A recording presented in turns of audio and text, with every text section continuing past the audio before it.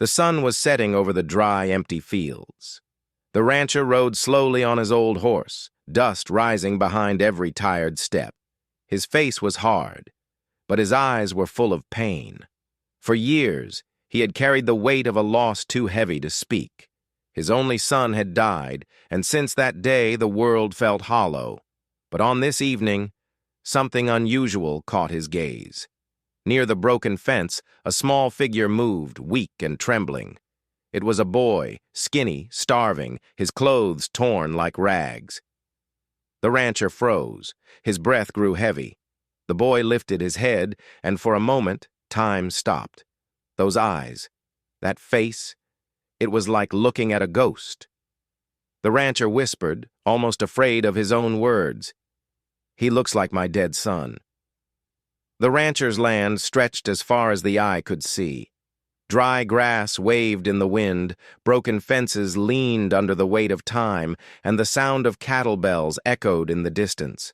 From the outside, it looked like a place full of life, but inside the house was only silence.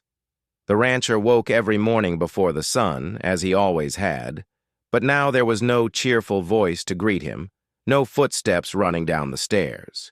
His wife had been taken by illness, and his only son had been taken by fate, buried too young under the hard ground near the hill. Each evening he passed by that hill, his eyes lingering on the small wooden cross that marked the boy's grave. He would stop for a moment, hat pressed to his chest, and whisper words no one else could hear. Inside the house, the emptiness grew heavier each day. The table was set for one. The fire burned, but it gave no warmth. Sometimes he would find himself staring at his son's old boots, left by the door as if waiting for small feet to return. He held on to memories like a man holding on to air, hoping they would keep him alive. But memories could not talk back, could not laugh, could not bring back the boy he had lost. Work on the ranch kept his body moving, feeding the horses, fixing the gates, carrying water, but his heart moved slower, weighed down by sorrow. To the world he looked like a strong rancher, a man of land and duty. But inside he was a broken father, who no longer believed life had anything left to offer. Every sunrise reminded him of his loneliness, and every night reminded him of the silence that followed him like a shadow. One cold evening, the rancher walked back from the fields, the sky painted with the last light of day. His shoulders ached from work, and his eyes were heavy with old grief. He was about to close the barn doors when a faint sound reached him. At first, he thought it was the wind scratching against the wood. But then he heard it again, a soft rustle like someone moving in the shadows. The rancher froze. His hand tightened on the lantern, lifting it higher. The weak flame flickered and pushed away the darkness, and in that light he saw a figure. A boy, small, thin, almost like a shadow himself. His hair was messy, his clothes torn and hanging loose, and his bare feet were cut from the rough ground. He crouched near the corner, trying to grab at old scraps of bread left for the dogs. His hands shook as he held the food, and his eyes, wide and hollow, looked like they had not known kindness in a long time. The rancher stepped forward, his boots crunching on the dirt. The boy flinched, ready to run like a scared animal. His thin body trembled, and his breathing came quick and shallow. But he did not let go of the bread, as if his life depended on it. For a moment, the rancher just stood there, staring. Something inside him shifted. His heart, long closed and heavy, felt a crack open. The boy's face, even under the dirt and the fear, carried something hauntingly familiar. It was not just pity that held the rancher still. It was memory. The curve of the boy's jaw, the shape of his eyes, even the way his small hands gripped the bread. It all reminded him of someone he thought he would never see again. His chest tightened, and his voice came out low, almost like a whisper meant only for himself. "He looks like my dead son." The words hung in the air, heavy and strange. The boy did not hear them, too busy swallowing the dry crumbs with desperate hunger. But the rancher heard them, and they echoed in his soul. He felt the ground shift beneath his feet, as if fate itself had placed this boy in his path. For years he had lived with silence and shadows, believing his story had ended with loss. Yet now, before him, stood a boy who carried the face of memory and the weight of mystery. The rancher's mind wrestled with doubt. Was this only his grief tricking him? Was this boy danger, or was he a gift? He did not know. But deep inside, a spark lit, small but alive. For the first time in years, the rancher felt his heart begin to move again. That night, the rancher could not sleep. He sat in his old wooden chair near the fire, the lantern casting soft shadows on the walls. The boy had run off after eating, disappearing into the darkness like smoke carried by the wind. But the image of his thin face stayed with the rancher. Every time he closed his eyes, he saw those hollow eyes staring back at him, and his heart beat with a pain he had buried for years. Memories rose like ghosts. He remembered his own son's laugh, clear and bright, echoing across the fields. He remembered the way his boy would run barefoot through the tall grass, his hair catching the sunlight, his voice calling, "Father, wait for me." The memory was sharp, almost alive, and it hurt more than any wound.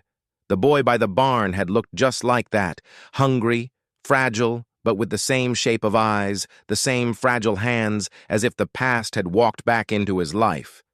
The rancher's hands trembled as he held his son's old hat, the one he kept near the fire. He traced the edges with his fingers, whispering the name of the child he had lost. Grief pulled at him, heavy and merciless, yet beneath it something else began to stir. Hope. A dangerous hope, the kind he had sworn never to feel again. He wondered if fate had sent that boy for a reason. He wondered if God, in his strange ways, had given him a second chance. His mind argued with his heart. "It's just a starving child," reason told him. "Don't fool yourself." But his heart whispered louder. "No, he is more. He is the echo of the son you buried." The rancher rose and walked to the window, staring out at the endless dark fields. He knew the boy was still out there somewhere, sleeping under cold skies, hungry and alone. The thought burned in his chest. He could not let it go. He had once failed to protect the one he loved most in the world, but this time, he would not. For the first time in many years, the rancher felt something alive in his chest. It was fragile, like a small flame in a storm, but it was real. Memories of the past had awakened a new truth.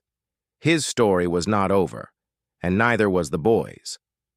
The next morning, the rancher walked out to the barn with heavy steps, but a restless heart. The air was cool, the sky pale, and the land quiet except for the soft cries of cattle. He carried a piece of bread in his hand, more than he needed for himself.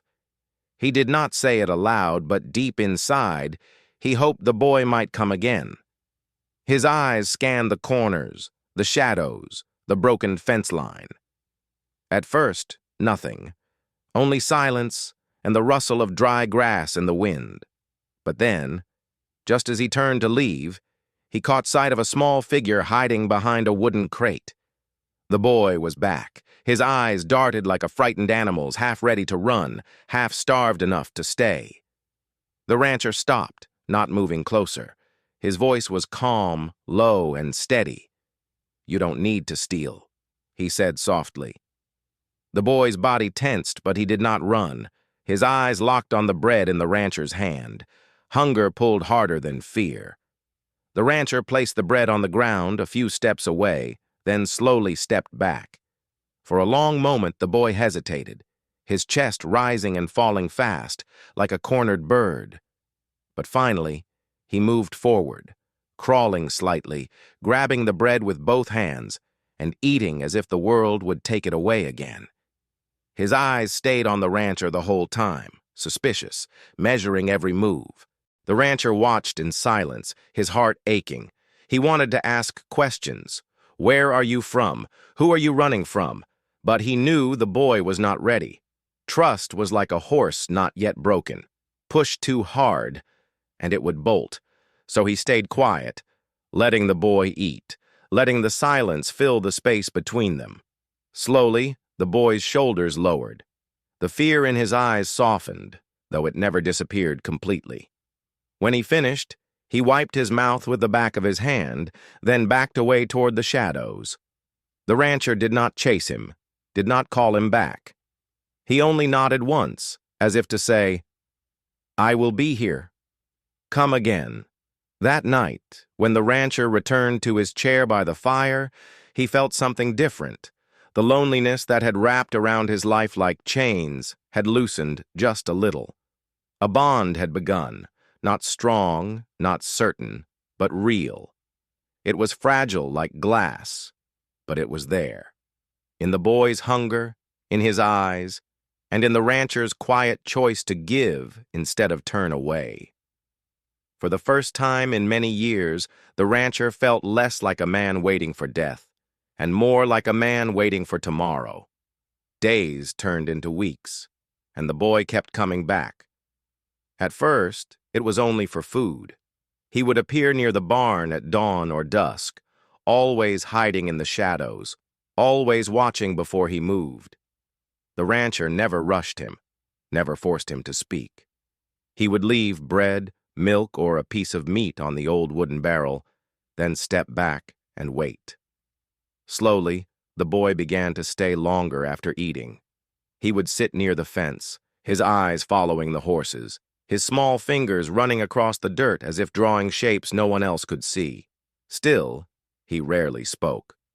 When the rancher asked his name, the boy looked down and shook his head. When he asked where he came from, the boy's lips tightened and fear flickered in his eyes. It was clear he carried secrets too heavy for someone so small. The rancher noticed scars on the boy's arms, faint lines hidden under dirt and bruises. His clothes were torn, not from play, but from hard use. His back bent like he was used to carrying loads too heavy for his age. Sometimes, in the stillness of evening, the boy would flinch at sudden sounds, the slam of a door, the bark of a dog, as if expecting pain to follow. The rancher's heart ached at the sight. He wanted to know more, but he knew trust could not be demanded. It had to be earned. So he offered small kindness instead of questions. He gave the boy a blanket one cold night. He poured warm milk into a tin cup and held it out without a word. Each time the boy hesitated, but slowly he accepted. Still, the silence between them carried its own story. The boy was hiding from something or someone. Sometimes the rancher caught the boy staring toward the road, eyes sharp, as if expecting pursuers. Sometimes he would wake in the night to faint noises outside, only to find the boy curled in the barn corner, trembling in his sleep, whispering words the rancher could not understand. Every secret weighed on the boy like chains, and though he said nothing, his silence spoke of fear, hunger, and a past filled with cruelty. The rancher sat by the fire at night, staring into the flames, wondering who could have left a child in such a state. Was he abandoned? Was he running from evil? The more he thought, the more his anger burned. He remembered the day his own son had fallen ill, how helpless he had felt. This time, he promised himself, he would not remain helpless. Whoever had hurt this boy would not take him back. The boy carried secrets, yes, but the rancher carried something stronger, a heart ready to protect, even if it meant standing against the world. It was a quiet afternoon when the first sign of danger appeared. The rancher had gone into town for supplies, flour, coffee, and some nails for the broken fence. The boy stayed behind, hiding in the barn as he often did. The streets of the small town were dusty, filled with the usual noise of wagons and merchants calling out their goods. But that day, the rancher noticed something different. Near the saloon, two strangers stood, their clothes rough and their eyes restless. They were not ranch hands nor traders. Their voices were low but sharp, and the rancher caught a few words as he walked past. A boy, small, thin, been running for weeks now. His heart froze. He stopped, pretending to adjust the rope on his horse while listening closer. The strangers spoke of a runaway. They described a child with messy hair, torn clothes, and eyes too big for his thin face. Every word matched the boy hiding on the rancher's land. One of the men spat on the ground and muttered, "The master wants him back alive." "He belongs to us." The rancher's hands curled into fists. Belongs? The word echoed in his chest like thunder. A child did not belong to anyone. A child was not property. His jaw tightened, and anger he had not felt in years rose within him. But he kept his face calm, his steps steady, and walked past as if he had heard nothing. Inside, however, his blood burned. That evening, when he returned to the ranch, he found the boy crouched in the barn, feeding crumbs to the horses. The sight softened the rancher's anger, but deepened his fear. He sat beside the boy and studied him, really studied him, noticing again the scars, the way his small shoulders seemed to shrink whenever a shadow crossed the doorway. "Someone is looking for you," the rancher said softly, though the boy's eyes darted away, refusing to answer. Silence fell heavy between them, but silence spoke louder than words. The rancher understood now. This boy was running from men who claimed to own him, men who treated him as less than human. That night, the rancher could not rest. He sat on the porch, rifle across his knees, the stars stretching wide above him. His mind replayed the words of those strangers. They would come searching. They would find the boy. And when they did, they would not show mercy. The rancher's heart wrestled with fear, but stronger than fear was his decision. He had already buried one son. He would not let another child be stolen from him. If danger came to his land, he would meet it head on. For the boy's past might be dark, but here, on this ranch, his future would be defended with steel and fire. The days that followed were heavy with tension. The rancher kept working the land as he always did, but his eyes were sharper now, watching every road, every stranger who passed near his fences. The boy sensed the change, too. He no longer wandered freely around the ranch. Instead, he stayed close to the barn, his thin body always tense, his ears quick to catch even the smallest sound. At night, he curled up on a blanket the rancher had given him, but his sleep was restless. Sometimes he whispered in his dreams, crying out words the rancher could not understand. And when he woke, his eyes carried a fear no child should ever know. Finally, one evening, as the sky turned red with sunset, the boy broke his silence. He sat on the barn floor, his knees pulled tight to his chest, his voice trembling as he spoke. "They used me," he whispered. The rancher stopped in his tracks, his heart pounding. The boy's words came in broken pieces, as if each one cost him pain. He told of men who had taken him in, not as family, but as property. They had beaten him, starved him, and forced him to work like an animal. His scars were proof of every cruel hand laid upon him. His escape had been desperate, running in the dead of night, hiding in fields, surviving on scraps, always with the sound of their footsteps chasing behind. The rancher listened, his chest burning with anger and sorrow. Every word was like a knife, reminding him of the helplessness he had felt when his own son had fallen ill. But this time, he would not be helpless. He placed a firm hand on the boy's shoulder, steady and strong. "You're safe here," he said. The boy's wide eyes searched his face, filled with doubt and hope all at once. No one had ever promised him safety before. But even as the rancher spoke those words, he knew danger was moving closer. The men in town were still searching, and sooner or later they would trace their way to his land. The conflict was no longer about land or cattle. It was about the life of a boy who had become more than a stranger. He was a second chance, a living reminder of the son the rancher had lost. And the rancher swore to himself beneath the fading light of the sky that no one would take this child away from him, not while he still had breath in his body. Word began to spread in the small town. People noticed the boy near the rancher's land. Whispers floated through the saloon, the market, and the church pews on Sunday morning. "He's hiding a runaway," some muttered. "That boy will only bring trouble," others warned. A few even said the rancher had lost his mind, seeing ghosts of his dead son in a child who did not belong to him. Their words cut deep, though they were spoken behind his back. For years the town had respected him, calling him a man of honor, but now many looked at him with suspicion, their eyes sharp, their voices heavy with judgment. The rancher felt the weight of their doubt pressing on his shoulders. Each time he walked into town for supplies, he saw the stares. Some neighbors shook their heads, others kept their distance. It hurt him, but not as much as the doubt that sometimes rose inside his own chest. At night, when the boy lay asleep in the barn, the rancher would sit alone on the porch, staring at the stars, asking himself questions he could not answer. Was he clinging to the child only because he saw the shadow of his own son in him? Was his heart blinding him to the danger that followed? Could he truly protect this boy from men who claimed to own him, from a world that had already marked him as unwanted?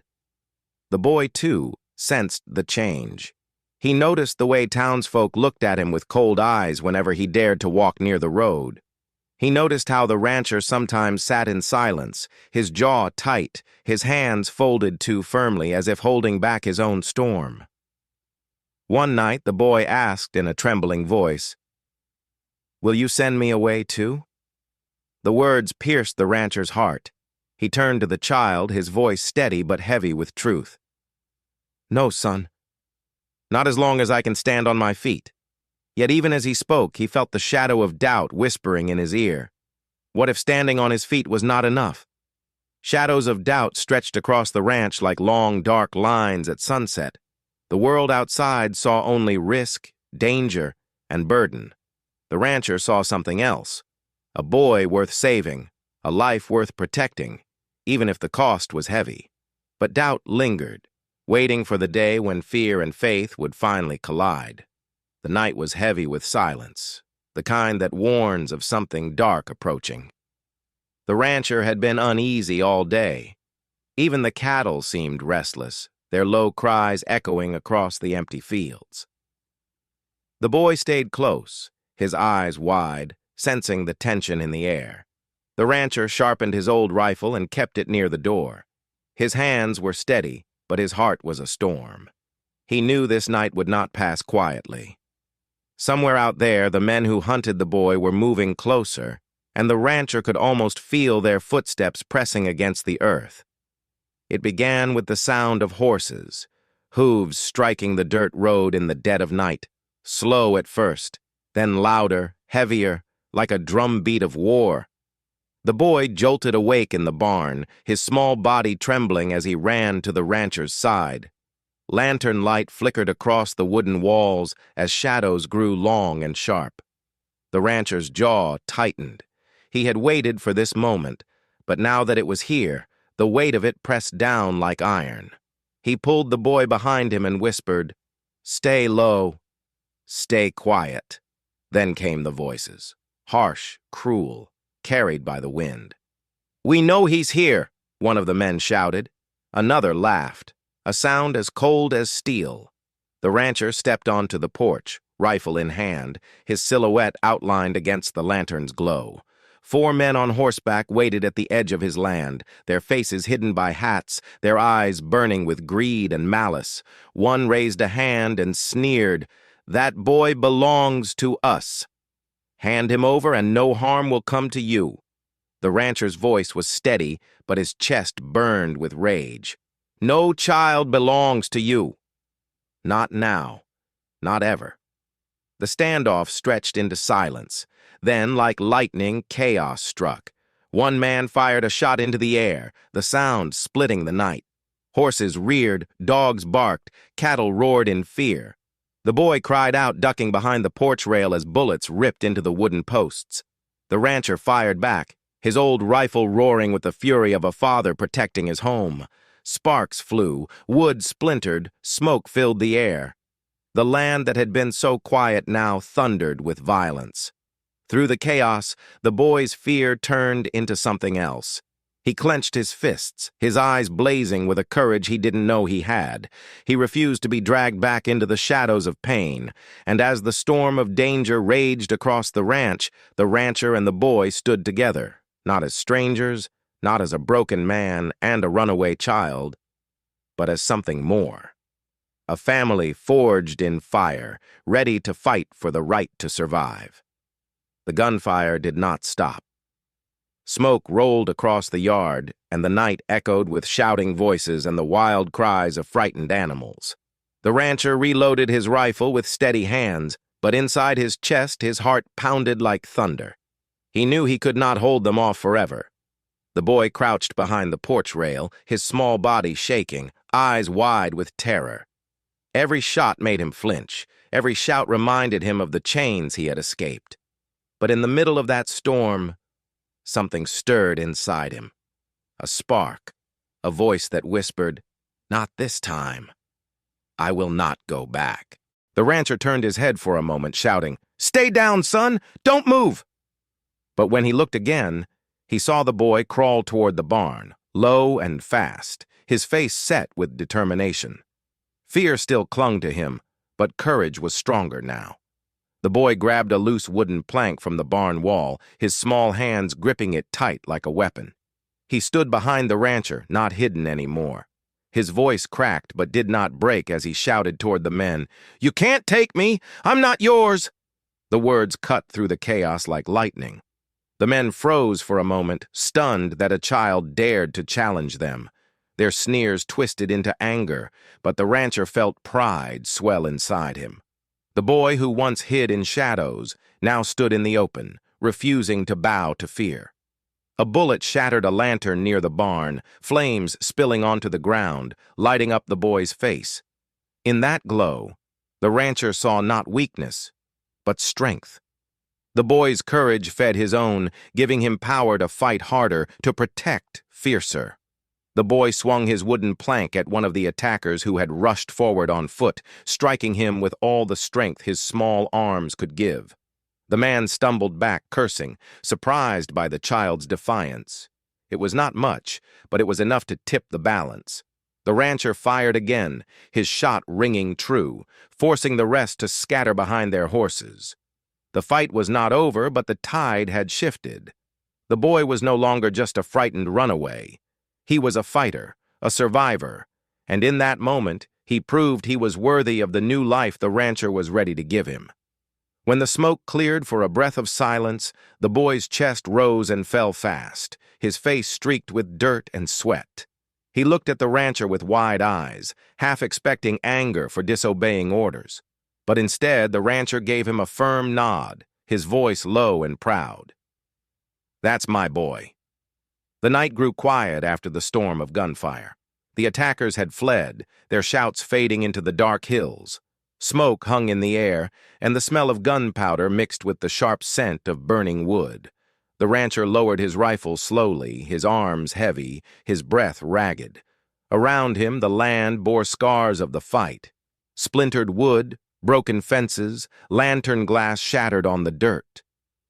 Yet in the middle of that ruin stood the boy, chest rising and falling, his small hands still clutching the broken plank like a soldier holding his weapon. His eyes glistened with fear, but deeper than fear was something stronger. The fire of survival. The rancher walked to him, his boots crunching on shattered wood. For a long moment they simply looked at each other.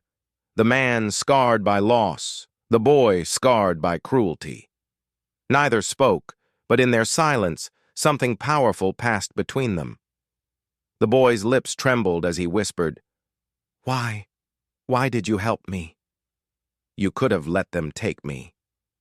His voice cracked with disbelief, as if kindness was a language he had never been taught. The rancher knelt, placing a rough-weathered hand on the boy's thin shoulder. His eyes, tired yet burning with truth, met the boy's. "Because God sent you back to me," he said softly. "I thought I lost my son forever, but he gave me another chance." The boy's tears broke free, streaming down his dirty cheeks. He dropped the plank and buried his face against the rancher's chest, his sobs shaking his small frame. The rancher wrapped his arms around him, holding him tight, feeling the weight of grief and hope merge into one. For years he had walked through silence, carrying nothing but loss. But now, in this trembling boy's embrace, he felt life return. Not the same life he had before, but something new, something sacred. That night, the rancher carried the boy into the house for the first time. He set a blanket by the fire, gave him warm milk, and watched as exhaustion pulled the child into peaceful sleep. The house, once empty and hollow, now carried the sound of steady breathing, small, fragile, but alive. The rancher sat back in his chair, tears blurring his vision, a faint smile breaking through the sorrow that had lived on his face for years. For the first time since his son's death, he whispered words of gratitude. "Thank you, Lord, for giving me a new son." Morning came slowly, painting the ranch in soft gold. The sky was clear, the air fresh, as if even nature wanted to wash away the darkness of the night before. The rancher stepped out onto the porch, his eyes scanning the land he had worked all his life. The fences were broken, the yard carried the marks of battle, yet for the first time in years he did not see emptiness. He saw purpose. Inside the house, the boy slept soundly on a real bed, wrapped in blankets that carried the faint smell of smoke and cedar wood. The rancher listened to his steady breathing and felt a peace that had been absent for far too long. In town, people still whispered. Some called him foolish for protecting a runaway. Others said he was cursed, chasing ghosts of his dead son. But the rancher no longer cared for their words. He had seen the truth with his own eyes. He had held it in his arms. A starving boy, abandoned by the world, had walked into his life and brought back something priceless: hope. Where others saw burden, he saw blessing. Where others saw trouble, he saw a son. The boy, too, began to change. His fear softened, replaced with trust. He followed the rancher in daily chores, learning to carry water, mend fences, and ride horses. He laughed sometimes, small, hesitant laughs at first, then brighter, freer ones. Each sound healed another crack in the rancher's broken heart. Together, they built not only fences and barns, but also a new family. One born not of blood, but of choice. One evening, as the sun dipped low and the sky turned crimson, the rancher stood beside the boy on the hill where his first son was buried. He removed his hat, eyes filled with tears but also with gratitude. "I lost one son," he whispered softly, "but God gave me another to protect. I will not fail this time." The boy slipped his small hand into his, and for a moment, the world felt whole again. The moral was clear, shining brighter than the morning sun. Love has the power to return when we least expect it. Loss may break a man, but kindness can rebuild him. Blood makes family, yes, but so does sacrifice, so does courage, so does love freely given. The rancher had thought his story ended with grief. Instead, it began again with hope. And as he looked at the boy beside him, he knew the truth. Sometimes the children we are meant to raise are not born from us, but sent to us.